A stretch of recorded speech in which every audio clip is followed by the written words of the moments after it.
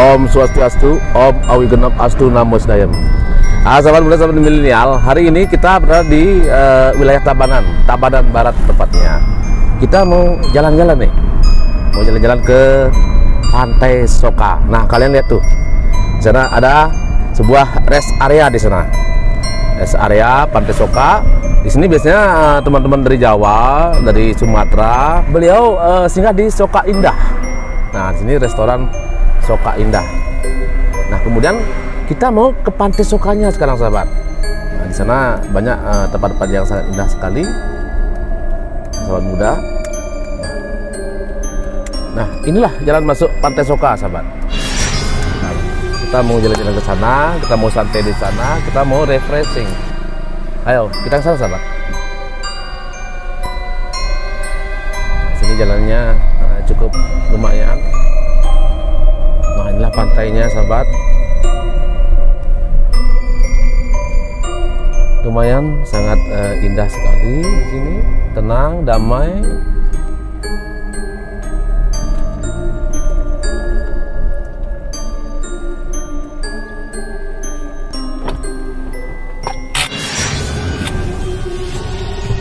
Sahabat milenial, nah kita udah berada di pantainya sekarang.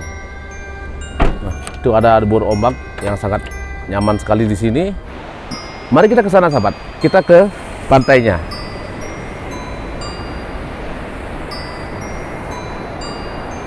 Nah, di sini, sahabat, inilah Pantai Soka yang ada di Tabanan Barat.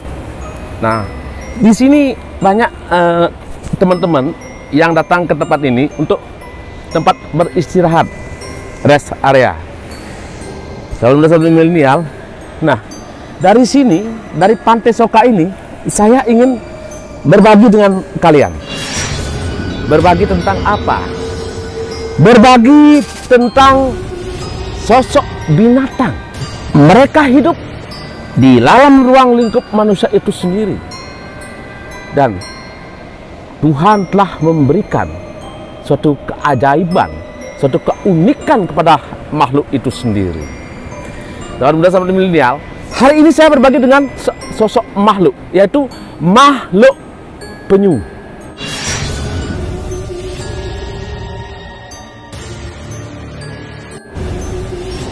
Penyu di sinilah binatang yang sangat unik. Binatang yang punya naluri yang sangat tinggi. Binatang yang punya rasa. Binatang yang selalu hidup dalam kesederhanaan. Nah, sosok penyu sama seperti lumba-lumba. Kalau lumba-lumba hidup di lautan luas, penyu pun hidup di lautan luas, bahkan di dasar samudera. Dia makan rumput-rumput laut yang ada di laut. Sama kayak lumba-lumba. Nah, di sini lumba-lumba, penyu punya hati, punya nurani. Sangat luar biasa. Kenapa saya bilang demikian? Nah, apabila ada manusia yang tenggelam di lautan lepas, kemudian saat itu juga di tempat yang sama pada waktu yang tepat ada sosok penyu. Penyu itu akan menolong, sahabat. Manusia itu ditolong, diselamatkan sama penyu itu. Seperti yang terjadi di Bajo, di suku Bajo sana. Dulu konon katanya di suku Bajo itu, kalau nelayan-nelayan di sana, sahabat-sahabat kita, saudara-saudara kita di suku Bajo itu, kalau dia di samudra yang sangat luas, kemudian dia hampir tenggelam di sana, penyu-penyu itulah kemudian membantu teman-teman kita yang ada di suku Bajo itu sendiri. Sangat luar biasa. Nah, kemudian penyu-penyu itu kemudian mengajak orang yang tenggelam itu, yang hampir mati itu, ke daratan, ke pantai. Akhirnya bisa diselamatkan. Nah, lalu kemudian berjalannya waktu, kemudian di era zaman sekarang ini semua bergeser. Baik di Bali, walaupun itu di daerah Nusantara dimanapun, termasuk di suku Bajo. orang-orang mulai menangkap penyu-penyu itu. Orang-orang mulai membantai penyu-penyu itu. Menangkapnya, membantainya, memakannya. Bahkan mereka menggoroknya dengan sadisnya. Penyu yang membantu manusia itu sendiri. Karena apa? Karena secara ekonomis nilai penyu itulah sangat mahal, sahabat. Sangat mahal sekali. Dan langka. Dan kebetulan penyu juga menjadi binatang yang dilindungi oleh negara kita. Sahabat muda, sahabat milenial. Nah, apabila kita mendapatkan seekor penyu, kemudian kita ikat kakinya, kemudian si penyu itu merasa sedih, sahabat, sangat sedih sekali. Dia menangis, dia sedih, karena dia mempunyai naluri seperti manusia. Dia tahu kalau kakinya diikat, tangannya diikat. Nah, kemudian apabila manusia itu membawa pisau, senjata untuk membantai si penyu itu sendiri, baru saja manusia itu membawa senjata, penyu itu sudah melihat bahwa dia akan dibunuh, sahabat. Dia akan digorok, dipotong-potong dia oleh manusia itu sendiri. Dia nangis. Apa yang terjadi? Dia keluar air mata, sahabat. Sangat-sangat menyedihkan sekali. Sangat menyedihkan sekali. Di sisi lain, di waktu dia akan dipotong, dia menangis dan menangis, terus menangis, sahabat. Dan keajaiban alam. Apabila kita memotong penyu, apabila kita memotong, menggorok penyu itu sendiri, nah setelahnya, kalau sudah penyu itu digorok, dipotong lehernya, kalau manusia, binatang apapun, tentu dia akan diam dan mati. Tidak bergerak. Tetapi di sini, dari awal itu penyu itu menangis. Kemudian perutnya itu diambil-ambil oleh manusia itu sendiri. Semua isi jeroan itu diambil oleh manusia itu sendiri. Bahkan sampai dagingnya itu yang sudah terlepas dari raganya itu dibawa ke tempat lain, sekian jam itu masih bergerak, sahabat. Masih bergerak, masih hidup. Kenapa? Kalau secara medis dikatakan, secara ilmiah, secara medis dikatakan bahwa itulah syarat genetik, kata dokter, kata ilmiah. Tetapi kalau kita melihat secara niskala, secara alam gaib, konon katanya penyu itu sendiri sebelum dia meninggal dan sesudahnya selalu diikuti oleh rohnya, roh yang melekat dalam jiwa penyu itu sendiri. Dia menyaksikan, sahabat, menyaksikan bagaimana dia digorok. Dia menyaksikan bagaimana daging-dagingnya dipotong-potong. Dia menyaksikan, bahkan dagingnya itu bergerak, seolah-olah dia tidak kuasa. Dia tidak akan mau meninggal. Dia tidak akan mau mati, seolah sebegitu. Dia ingin hidup. Begitulah fenomena daging penyu itu bergerak, bergerak dan bergerak. Saya tidak tega untuk memakan daging yang bergerak itu sendiri, sahabat. Sangat-sangat menyedihkan. Di sisi lain, keunikan sebuah penyu.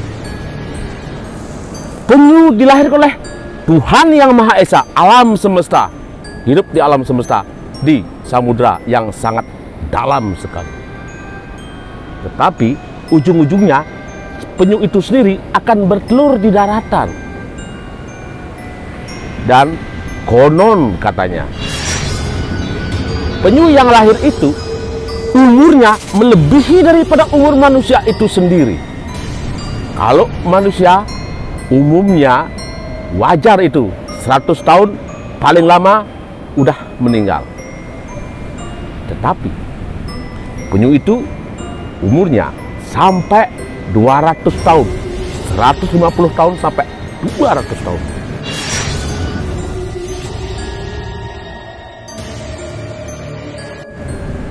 Sangat luar biasa.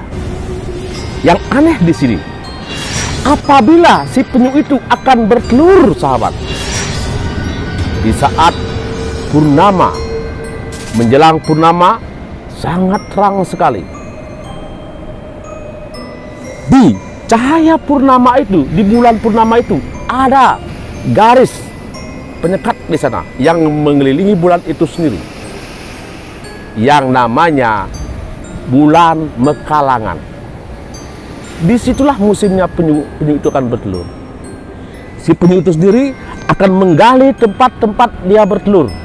Sangat unik sekali. Dia menggali tempat-tempat dia bertelur. Kemudian di situ dia akan bertelur. Dan yang aneh di sini, penyu di sini sangat sabar sekali dan sabar sekali, sahabat. Nah, kenapa?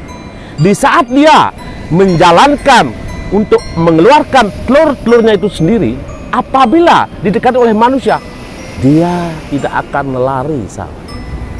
Dia tidak akan lari. Dia sibuk dengan telurnya itu sendiri. Nah, kemudian setelah dia mengeluarkan telur-telur sendiri, kemudian diuruk kembali tempat-tempat telur itu sendiri. Kemudian dia menuju ke laut. Pelan-pelan, sabar. Karena tentu secara alami, secara hewani ya, dia nggak bisa berjalan dengan cepat, pelan. Dia tidak akan panik, dia santai saja, hanya ke tempat samudra. Dan uniknya lagi, sahabat, konon katanya, apabila penyu itu bertelur, sahabat, disaksikan oleh Yang Dewi Ratih. Nah, disitulah penyu itu disaksikan oleh Dewi Ratih untuk mengeluarkan telur-telurnya itu.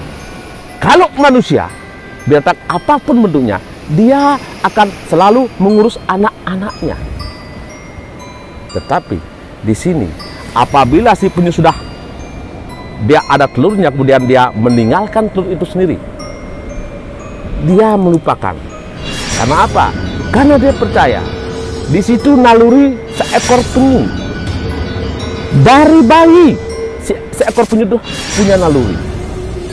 Dia lahir sendiri, kemudian dia bangkit sendiri, dan kemudian berjalan. Nalurinya mendengar suara deru ombak yang ada di samudra itu sendiri. Nah, itu namanya tukik ya. Tukik itu kan berjalan menuju alam samudra, akan mengikuti naluri hatinya. Nah, kalau kita kembalikan kepada tentang kepercayaan kita yang ada di Hindu, yang ada di Bali, tentu sangat erat sekali hubungannya. Kenapa saya bilang begitu? Di Bali, kalau kita menyetanakan namanya Padmosana adalah istananya Sang Yang Tunggal, Ide Sang Yang Widiwasa, Tuhan yang Maha Esa. Nah, di sana sesosok penyu, bangsanya penyu yang namanya Bedawang Nala. Nah, di situ sebagai dasar daripada Padmosana itu sendiri. Nah, kemudian si bangsa penyu ini, si Bedawang Nala ini, kemudian diapit oleh dua naga. Nah, kemudian naga ini yang menyimbangkan tentang penyu itu sendiri, sahabat, supaya alam semesta ini berjalan dengan terus berkelanjutan tanpa ada goyang atau apapun bentuknya, supaya Tuhan yang Maha Esa yang bersama dengan tenang dan damai. Untuk siapa? Untuk manusianya, alam semesta. Oke, sahabat muda, sahabat milenial, cukup hari ini kita bersama di Pantai Soka ini. Mari kita pulang. Om Santi, Santi, Santi. Om, kita pulang sama.